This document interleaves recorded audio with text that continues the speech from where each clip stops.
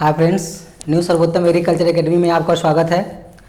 मैं मुलायम यादव आज के इस टॉपिक में आपको दीमक के बारे में जानकारी दूंगा। इसके पहले जूलॉजी में हम लोगों ने जो टॉपिक फिनिश किया है उसमें सबसे पहले हम लोगों ने जूलॉजी के अंतर्गत 10 जो संघ आते हैं 10 संघों पर हम लोगों ने डिस्कशन किया है। उसके बाद जंतुओं की अगर हम लोग बात करें तो अमीबा, पैरामीशियम, टीनिया ये समाप्त हुए हैं। उसके बाद केचुआ फिनिश किया गया है। केचुए के बाद आर्थ्रोपोडा में कॉकरोच, मधुमक्खी और रेशम की इतने जंतुओं को हम लोगों ने फिनिश कर दिया है।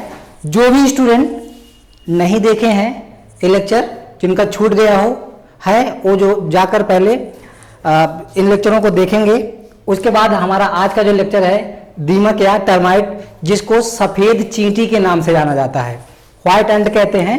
सफ़ेद कलर के जनरली होते हैं, कुछ काले भूरे भी होते हैं, लेकिन मुख्य रूप से एक्चुअली जानते हैं क्या है, कलर को लेकर इसमें बहुत प्रॉब्लम्स आती हैं। अलग अलग प्रकार के कलर्स दिखाई देते हैं इसमें, तो इसी को कहा अलग अलग प्रकार के कलर्स के साथ साथ अलग अलग प्रकार के होते भी हैं। साइज में भी छोटे बड़े होते हैं।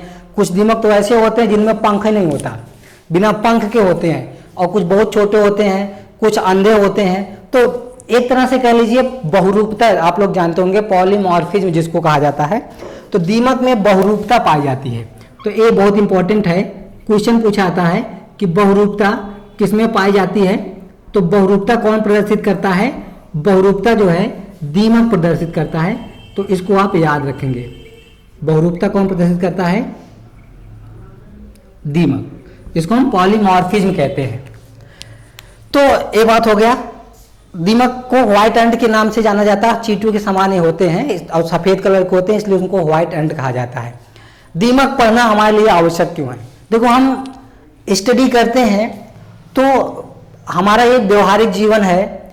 व्यवहारिक जीवन में उपयोग होने वाली या प्रयोग होने वाली जो भी चीज़ें जीवन से संबंधित होती हैं उनके बारे में हम लोग अलग अलग क्लासेस में स्टडी करते हैं, जिससे भविष्य में उनके द्वारा क्या फ़ायदे हैं, उनके द्वारा क्या हानियां हैं, इसके बारे में पता चलता है। तो दीमक को पढ़ने से का मतलब ये है कि दीमक के द्वारा तो कोई फायदा है नहीं। जैसे मधुमक्खी से हमको क्या प्राप्त होता है?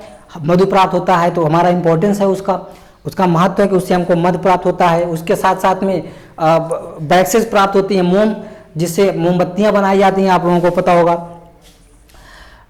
तो और रेशम कीट से हमको बहुत बहुमूल्य वस्त्र बनाने का रेशा प्राप्त होता है ना। तो ये जो है हम जो भी कीट हैं उनका हमारे व्यवहारिक जीवन में कुछ ना कुछ हानियां हैं। बहुत सारे कीट हमको हानि पहुंचाते हैं और बहुत सारे कीट हमको क्या करते हैं? लाभ पहुंचाते हैं। तो दीमक हानिकारक कीटों में से एक है। दीमक जो है हानिकारक कीटों में से एक है। तो दीमक के द्वारा जो फसलें होती हैं उनको नष्ट कर दिया जाता है। कभी कभी बहुत अधिक मात्रा में ये नुकसान पहुंचाते हैं। तो दीमक, क्वेश्चन एक पूछा आता है कि दीमक, आप लोग कॉपी और पेन लेकर बैठेंगे और जो चीज़ें हम बता रहे हैं एक भी पॉइंट आपको मिस नहीं करना है, नोट करते चलना है साथ साथ में। जो भी चीज़ें हम आपको बता रहे हैं सब, कोई भी चीज़ छोड़िएगा नहीं। तो दीमक, क्वेश्चन एक पूछा आता है कि दीमक सबसे ज़्यादा किस फसल को नुकसान पहुँचाता है। अभी तो हम लोग दीमक के बारे में पढ़ेंगे ही पढ़ेंगे, लेकिन कुछ हम लोग इनके बारे में क्या क्या नुकसान होते हैं उनको देख लेना जरूरी है। तो नुकसान की बात करें तो दीमक सबसे ज़्यादा गन्ना को और गेहूं को, इन दो फसलों को बहुत अधिक मात्रा में नुकसान पहुंचाने का कार्य करता है दीमक। तो इसलिए हमको दीमक को पढ़ना आवश्यकता पड़ती है। इसके साथ साथ में दीमक की अगर हम लोग बात करें, अगर पूछा जाए कि दीमक किन क्षेत्रों पर ज़्यादा प्रभावी रहता है, ये भी क्वेश्चन कभी कभी आता है। क्वेश्चन पूछा आता है कि दीमक किन क्षेत्रों में ज़्यादा प्रभावित है। देखिए, बात यह है कि सिंचाई करने से दीमक का कंट्रोल हो जाता है। तो इसका मतलब आपको समझ में आ गया होगा कि जहां पर पानी की अधिकता होगी वहां पर दीमक की कमी होगी, मतलब वहां पे ज़्यादा नुकसान नहीं पहुंचा पाएंगे। तो जो हमारा शुष्क क्षेत्र होता है वहां पर दीमक के द्वारा बहुत अधिक मात्रा में नुकसान पहुंचाया जाता है। तो इसको आप याद रखेंगे। शुष्क क्षेत्रों में जहाँ पर पानी की कमी रहती है, और ख़ास करके गेहूं को, और गेहूं के साथ साथ में गन्ना को ये नुकसान पहुंचाता है। धान को भी कुछ मात्रा में नुकसान पहुंचाता है। धान एक्चुअली वाटर लॉगिंग कंडीशन होता है। अगर हम धान को क्या करें, धान को उपरवार जानते होंगे आप लोग, अपलैंड कल्टीवेशन किया जाता है या एरोबिक कल्टीवेशन किया जाता है राइस का। तो उस समय जब हम लोग अपलैंड कल्टीवेशन राइस का करते हैं, उपरवार भूमियों में धान की खेती करते हैं, तो वहाँ पे एक्चुअली उतना पानी प्रचुर मात्रा में नहीं रहता है, तो कभी कभी जो सॉइल है सूख जाती है, जिससे दीमक का प्रकोप बढ़ जाता है। तो दीमक जो है लगभग सभी फसलों को, यहाँ तक फसलों की तो बात आप छोड़ो, जो हमारी इमारती लकड़ियाँ हैं, आप लोग देखे होंगे जो घर के दरवाजे होते हैं उसमें कितनी बहुमूल्य लकड़ी लगी होती है, लेकिन उसमें एक्चुअली होता क्या है, सेलुलोज।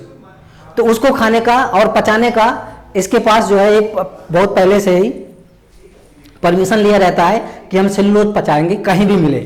तो जो इमारती लकड़ियाँ होती हैं उसको खाते हैं, उसको खराब करते हैं, तो उससे भी हमको बहुत अधिक मात्रा में नुकसान हो जाता है। तो एक तो यहाँ पे एक क्वेश्चन और निकल कर आया। देखिए सबसे बड़ी बात तो आपको कहानी के साथ साथ फैक्ट होना जरूरी है। क्वेश्चन ये निकल कर आया कि दीमक में क्या पाचन करने की क्षमता होती है, या सेलुलोज पाचन करने की क्षमता किस जंतु में होती है। तो सेलुलोज पाचन करने की क्षमता किस में होती है, दीमक में होती है। तो इसको आप याद रखेंगे। दीमक के साथ साथ आगे हम खरगोश पढ़ाएंगे, है ना। खरगोश तो आप लोग जानते होंगे, खरगोश और खरहा। तो खरगोश और खरहा इन दोनों में भी सेलुलोज पाचन करने की क्षमता होती है। तो अगर हम यहाँ पे हम आपको बता दिए कि दीमक में सेलुलोज पाचन करने की क्षमता होती है, बाद में ए ऑप्शन में दीमक आए, बी ऑप्शन में खरगोश आए और सी ऑप्शन में कोई और देकर डी ऑप्शन ए और बी दे दे, तो आप कहेंगे सर आपने दीमक बताया था, हम दीमक लगा के आ गए, गलत हो गया। तो आपको सारे लेक्चर्स देखने हैं, जो भी चीज़ें हैं केयरफुली देखना है। इसके साथ साथ में दीमक के साथ साथ खरगोश भी सेलुलोज का पाचन करता है। तो ये हो गया बात दीमक के बारे में। इसकी हम लोग वास स्थान की बात करें तो दीमक जो है जनरली वहां पे पाया जाता है जहां पर सेलुलोज युक्त कार्बनिक पदार्थ अधिक मात्रा में होते हैं, ये इनका वास स्थान हो गया। अब आप लोग जानते होंगे कभी कभी क्वेश्चन बहुत इंपॉर्टेंट पूछा जाता है कि दीमक के वर्गीकरण से क्वेश्चन आ जाते हैं। तो दीमक का वर्गीकरण यहाँ पे हमने आपको बताया हुआ है। जगत की बात तो आपको करनी नहीं है, क्योंकि जगत में हमने बताया दो ही जगत आपको जंतुओं का पढ़ना है, प्रोटिस्टा और एनिमलिया। प्रोटिस्टा में अमीबा पैरामीशियम आ जाते हैं, उसके बाद के जितने जंतु आते हैं सब एनिमलियम आएंगे। किसमें आएंगे भैया, सारे के सारे एनिमलियम आते हैं।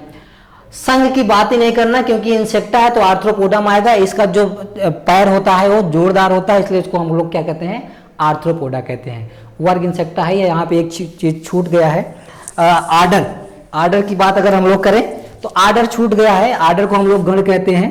तो आर्डर इसका क्या है, आइसोप्टेरा। कई बार यूपी कैटेड में बीएचयू में भी आया हुआ है आइसोप्टेरा। ओके भैया, तो आप इसको भी लिख लेंगे, इसका गण बहुत इंपॉर्टेंट है और आप इसको याद भी लिख लेंगे। लगभग 6-7 बार यूपी कैटेड में ही आ चुका है कि दीमक का या टर्माइट का गण क्या है, ऑर्डर जिसको कहते हैं। तो इसका ऑर्डर क्या है भैया, तो आपको पता चल गया ऑर्डर क्या हो गया। इसका ऑर्डर है आइसोप्टेरा। बहुत अच्छे। अब हम लोग बात करते हैं कि अब हम लोग बात करते हैं, थोड़ा सा आइसोप्टेरा गलत हो गया है, आइसोप्टेरा, ठीक है भैया। पाते हैं कि हम लोग अगर बात करते हैं कि दीमक के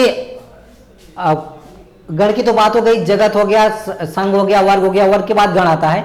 एक क्रम आप याद रखेंगे। उसके बाद कुल, फैमिली, टर्मिटिडी, इसकी फैमिली क्या है, टर्मिटिडी फैमिली है, आप इसको याद रखेंगे। कभी कभी पूछा जाता है कि इसका कुल क्या है, तो टर्मिटिडी फैमिली है, इसको भी आप याद रखेंगे। तो दीमक का कुल क्या है, कुल भी इंपॉर्टेंट है, गण, इन सब में सबसे ज्यादा इंपॉर्टेंट कुल और गण है। उसके बाद इसका जूलॉजिकल नेम है। तो कुल क्या है, टर्मिटिडीज को आप याद रखेंगे। वंश, और वंश क्या है, ओडेंटोटर्मिस। जातियां इसकी बहुत सारी हैं, लेकिन जो हमारे सिलेबस में है वो ओवेसस की स्पीसीज है, इसको आप याद रखेंगे। अगर हम किसी जंतु का, किसी जीव का या जंतु का जंतु वैज्ञानिक नाम या जूलॉजिकल नेम लिखते हैं तो उसका वंश लिखते हैं और उसका जात लिखते हैं द्विनाम पद्धति के अनुसार। तो इसका जूलॉजिकल नेम क्या हो जाएगा, ओडेंटोटर्मिस ओवेसस हो जाएगा यहाँ पे, ठीक है। तो अगर आपसे क्वेश्चन पूछा है दीमक का जंतु वैज्ञानिक क्या नाम है, तो ओडेंटोटर्मिस ओवेसस है। यहाँ से आप इसको ध्यान रखेंगे। ये जो चीजें हमने बताई है बहुत इंपॉर्टेंट है, यहाँ से एक क्वेश्चन जरूर आपको यूपी कैडेट में मिलना है। तो आपको ध्यान रखना है कि जो पढ़ाया जा रहा है उसको आप बुक में लिखते, अपने नोट्स में लिखते जाएंगे। यहाँ पे मैं सारी चीज़ें लिखूंगा नहीं, मैं केवल लेक्चर देने आया हूँ, लिखने नहीं आया हूँ, ठीक है ना। उसके बाद हम लोग बात करते हैं इसके दीमक की तो बात ही हो गई। उसके बाद हम लोग वर्गीकरण की बात करते हैं। हमने आपको ऑलरेडी बताया हुआ है कि दीमक में जो बहुरूपता पाई जाती है, अलग अलग वर्ग के लोग इसमें रहते हैं। अभी पिछले वर्ष यूपी कैडेट में क्वेश्चन पूछा गया था कि दीमक में कितने वर्ण होते हैं, कितने वर्ण दीमक में पाए जाते हैं। तो उसको लोग कंफ्यूज हो गए, लोग सोचे कि दीमक में राजा रानी सैनिक और श्रमिक 4 ही वर्ण होते हैं, लेकिन ये गलत है। दीमक में वर्णों की संख्या 5 होती है। कितने होते हैं? 5 होते हैं। यहाँ पे मैंने बताया है, आप इसको वर्गीकरण में इसको पहले स्क्रीनशॉट ले लेंगे या अपनी कॉपी पे इसको बना लेंगे। तो वर्ण 5 वर्ण होते हैं। कितने वर्ण होते हैं भैया? 5 वर्ण होते हैं। आप इसको याद रखेंगे, 5 वर्ण होते हैं। और इन 5 वर्ण को, 5 वर्ण को जो इसको हम इंग्लिश में कास्ट कहते हैं, 5 कास्ट। तो ये जो 5 कास्ट होते हैं इनको 2 भागों में 2 समूहों में वर्गीकृत किया गया है। एक तो जनन करने योग्य और दूसरे जनन ना करने योग्य। एक मतलब जनन ना करने योग्य में कौन कौन से? श्रमिक और सैनिक, ये दोनों जनन नहीं करते हैं। इसके अलावा माइक्रोप्टेरा, ब्रैकिप्टेरा और एप्टेरा, ये ऐसे दीमक होते हैं जो जनन करते हैं। अब हम लोग इसमें भी अब वर्गीकरण में बात करें, जनन करने योग्य में माइक्रोप्टेरा के जो दीमक होते हैं ये सबसे लंबे होते हैं। दूसरा काले कलर के या भूरे रंग के होते हैं, पंख युक्त होते हैं। रानी और राजा आते हैं इसमें, ठीक है, रानी और राजा। और जो प्रथम जोड़ा होता है जनन का वो माइक्रोप्टेरा के अंतर्गत ही आता है। सबसे बड़े दीमक इसी के अंतर्गत आते हैं। आप लोग देखोगे कुछ दीमक छोटे छोटे होते हैं और कुछ दीमक काफ़ी बड़े आकार के होते हैं। तो उनके जो मम्मी पापा होते हैं बहुत उनका सेवा करते हैं, इसलिए उनकी हाइट भी बढ़ जाती है। तो यहाँ पे क्या है कि ये काफ़ी विकसित होते हैं। उनसे कम विकसित ये होता है और उनसे कम विकसित ये होता है, तो ये क्रमशः कम विकसित हो जाते हैं। ब्रैकिप्टेरा ये हल्के कलर के होते हैं, मतलब एक काले कलर के या भूरे कलर के होंगे, ये भी काले कलर के, लेकिन हल्का काला होगा। समझ में आता है कि नहीं? हल्का भूरा होगा। ओके, दूसरी बात हम लोग करते हैं, इसमें भी रानी और राजा आते हैं, ये दूसरा जोड़ा बनाते हैं। शाही जोड़ा में केवल माइक्रोप्टेरा ही आते हैं। ध्यान सब सारी चीजें आप लिखते चलेंगे। एप्टेरा का मतलब होता है बिना पंख वाला दीमक। मतलब ये ऐसे दीमक होते हैं, भगवान कहे जाओ तुमको भेज तो रहे हैं लेकिन पंख ले रहे हैं, जाओ बदमाशी करो, तो वो वहां पे उनसे पंख छीन लेते हैं। जैसे हम लोगों से बहुत सारे लोग लंगड़े होते हैं ना, तो बहुत सारे लोग लूले होते हैं। तो हम लोग तो कम से कम सपोज करिए जिनके पास भगवान ने सारी चीज़ें दी हुई है, सौभाग्यशाली हैं, कम से कम सारी चीज़ तो दिए हुए हैं। और कुछ चीज़ें कुछ में नहीं होता है, तो उनमें बहुत सारे डिसेबिलिटीज़ हो जाती हैं। तो वो भी भगवान किसी से कोई चीज़ लेता है तो उनको बहुत कुछ दे भी देता है। तो ऐसी बात नहीं है, उनको पीछे नहीं हटना चाहिए। ऐसा नहीं कि हम ऐसे हैं वैसे हैं तो हम ये नहीं कर सकते वो नहीं कर सकते, सब कोई सब कुछ कर सकता है। तो यहाँ पे भी जो हमारा एप्टेरा है इसके पास पंख नहीं है लेकिन जनन कर लेता है। समझ में आता है कि नहीं? तो आप हारने वाला नहीं है। इनके पास पंख है, इनके पास पंख है, लेकिन इसके पास पंख नहीं है, लेकिन ये भी जनन कर लेता है। तो जनन करने के योग्य एक तीनों आते हैं। उसके बाद जनन न करने योग्य में श्रमिक आते हैं और सैनिक आते हैं। श्रमिक का कार्य हम यहाँ पे आपको बताते हैं। जो हमारे श्रमिक हैं ये क्या करते हैं? दीमक का जो ग्रीव होता है उसका निर्माण करते हैं। अब बात यह है, दीमक को हमने बताया था कहाँ पाए जाते हैं? दीमक घर बनाते हैं। और दीमक जानते हैं जो घर बनाते हैं वो लगभग 7 से 8 इस तरह से बनाते हैं। 6 से 8 मीटर ऊंची मिट्टी के टीला बनाते हैं, जिसको हम लोग क्या कहते हैं? दीमक गृह कहते हैं। दीमक गृह कहते हैं। और इसको टर्मेटोरियम भी कहा जाता है। क्या कहा जाता है इंग्लिश में? टर्मेटोरियम कहा जाता है। अब ये जो दीमक गृह है, यहाँ पे अगर एक मनुष्य को खड़ा कर दिया जाए तो इसकी हाइट लगभग इतना होगा। तो लगभग एक आदमी के जस्ट डबल, एक आदमी की जो हाइट होती है लगभग 3 मीटर के आसपास जो भी होती है। कुछ बड़े भी होते हैं, कुछ छोटे होते हैं। हम तो जैसे हम नहाते हैं तो बहुत लोग छोटे भी होते हैं, ऐसी बात नहीं, सब एक ही समान होते हैं। तो मेरे कहने का मतलब है कि इसको टर्मेटोरियम कहते हैं। अब दीमक का जो वास स्थान है 2 तरह से रहते हैं। एक तो दीमक गृह में रहता है, दूसरे कुछ हमारे दीमक ऐसे होते हैं जो सुरंग बनाकर रहते हैं। तो जो सुरंग बनाकर रहने वाले दीमक होते हैं उनको हम लोग कहते हैं आदिम दीमक कहते हैं। क्या कहते हैं? आदिम दीमक कहते हैं। तो इस तरह से दीमक का वर्गीकरण हो गया। अब हम लोग इसके मार्फोलॉजी की बात करते हैं, फटाफट मार्फोलॉजी पढ़ लेते हैं, क्योंकि हमने आपको कॉकरोच में मार्फोलॉजी बताया है और कॉकरोच के साथ साथ मधुमक्खी में मार्फोलॉजी बताया है, रेशम कीट में बताया है। तो क्योंकि ये सब क्या है, सारे के सारे कीट हैं, तो जब सब कीट ही है तो इनका शरीर एक ही समान विभाजित होता है। सभी कीटों का जो शरीर होता है 3 भागों में, सिर, वक्ष और उदर में बटा होता है। उसी तरह से दिमाग का भी जो शरीर होता है वो भी 3 भागों में बटा होता है। वो 3 भाग कौन कौन से हैं? वो 3 भाग हैं सिर, वक्ष और उदर। 3 भाग कौन कौन से भैया? सिर, वक्ष और उदर। हेड, थोरेक्स और एब्डोमेन।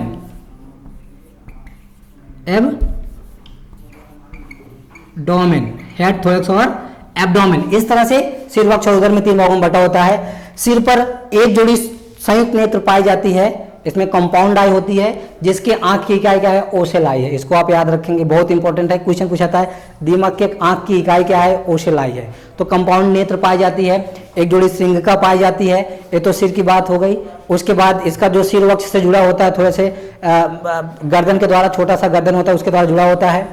उसके बाद हम लोग थोरेक्स की बात करें तो जो इनका थोरेक्स होता है 3 भागों में विभाजित होता है, प्रोथोरेक्स, म्यूजोथोरेक्स और मेटाथोरेक्स। 2 जोड़ी पंख पाए जाते हैं। उसके बाद एब्डोमेन जो है 10 से 11 खंडों में बटा हुआ होता है। पंख जो है थोरेक्स से लगे होते हैं। 3 जोड़ी पैर पाए जाते हैं। ये तो हो गए इनके मॉर्फोलॉजी के बारे में। इनके अगर हम श्वसन की बात करें तो ऑक्सी श्वसन करते हैं। श्वसन जो है इसमें, क्योंकि ये कीट हैं, सभी कीटों में श्वसन बुक लंग्स या ट्रैकिया द्वारा होता है। आप इसको याद नोट करके लिख लेंगे, क्वेश्चन आ सकता है। उत्सर्जन की अगर हम लोग बात करें तो उत्सर्जन के लिए इसमें क्या पाया जाता है? मैल पीघी नलिकाएं पाई जाती हैं। उत्सर्जन के लिए मैल पीघी नलिकाएं पाई जाती हैं। और मैल पीघी नलिकाएं कहाँ पाई जाती हैं? सभी कीटों के मिडगट में। मिडगट आप लोग जानते हैं, एलिमेंट्री कैनाल का मध्य भाग, जो आहार नाल होता है वो 3 भागों में बटा होता है ना, फोरगट, मिडगट और हिंडगट। तो मिडगट में ही जो है क्या कहते हैं उसको, उत्सर्जन के लिए मैल पीघी नलिकाएं पाई जाती हैं। तो उत्सर्जन उसके द्वारा हो जाता है। अब हम लोग बहुत इंपॉर्टेंट बात की उसकी बात करेंगे, जनन की। इनमें जनन की बात अगर हम लोग करें तो मानसून आने से थोड़ा सा पहले इसमें प्रारंभ हो जाता है। मानसून आने के पहले इसमें पंख भी आते हैं। अगर क्वेश्चन पूछा दीमक में पंख कैसे, आप लोग पाखी देखे होंगे, जब पानी बरसता है ना बहुत सारे उतरे आते हैं, खाने में गिर जाते हैं, निकाल के फिर खाना खाया जाता है। तो उसी वो दीमक ही होते हैं एक तरह से। तो ये जो है मानसून आने के पहले इसमें पंख आते हैं। अब जब पंख आ गया तो समझ गए आप लोग, जब पंख आ गया बाहर निकलेंगे। कुछ में पंख नहीं रहता लेकिन वो भी बाहर निकलते हैं। तो बाहर निकलेंगे, उसके बाद आपस में मिलेंगे, रानी राजा मिलेंगे, सब आपस मिलेंगे। तो ये उड़ते हैं। शुरुआत में मैथुन करने से पहले उड़ान भरते हैं, लेकिन उड़ते हुए मैथुन नहीं करते हैं। जो हमारा मधुमक्खी है, मधुमक्खी उड़ते हुए मैथुन करती है, लेकिन रेशम कीट उड़ते हुए मैथुन नहीं करता है। ये जमीन पे मैथुन की क्रिया करते हैं। मैथुन की क्रिया करने के बाद ये अपने चैम्बर में चले जाते हैं। रानी और राजा, एक ही रानी होता है, एक ही राजा होता है। लेकिन मधुमक्खी में एक रानी होते हैं और लगभग 150 से 200 राजा होते हैं। राजा को मधुमक्खी में ड्रोन बोला जाता है, मैंने ऑलरेडी आपको बताया हुआ है। अब क्या है कि ये निषेचन के 2-3 दिन के बाद अंडा देना प्रारंभ कर देती है। अब अंडा देने के समय रानी जो दीमक है इतना फूल जाती है कि वो अपना सर भी हिला नहीं पाती। उसका जो है एब्डोमेन जो है बहुत, पेट जो है फूल जाता है और उसके गले तक फूल जाता है और वो अपना सर भी नहीं हिला पाती। किसी तरह से अंडे देती है। एक बार में 100 से 120 अंडे देती है और एक दिन में लगभग 4000 अंडे देती है और अपने एक वर्ष में लगभग 10 लाख अंडे देती है। और इसका जीवन काल क्या है?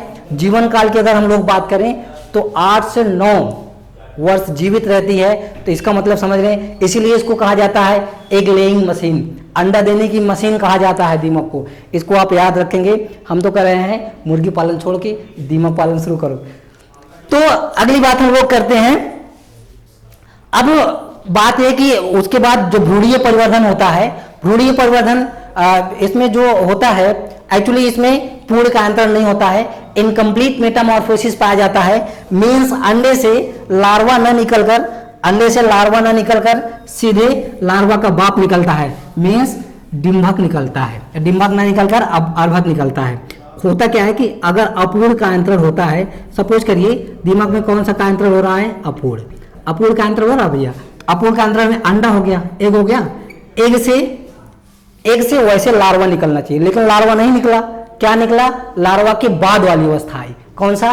लार्वा के बाद की अवस्था क्या निकला, एग से निम्फ निकल गया, निम्फ निकल गया और ये निम्फ बाद में एडल्ट हो गया। और जैसे ही एडल्ट हो जाते हैं वैसे क्या करते हैं ये, अगर जनन योग्य हैं तो जनन करेंगे, नहीं तो जनन करने योग्य नहीं है तो या तो श्रमिक होंगे, श्रमिक होंगे, घर बनाएंगे और बच्चों का देख रेख करेंगे, है ना, रानी की सेवा करेंगे, राजा की सेवा करेंगे, समझ रहे कि नहीं।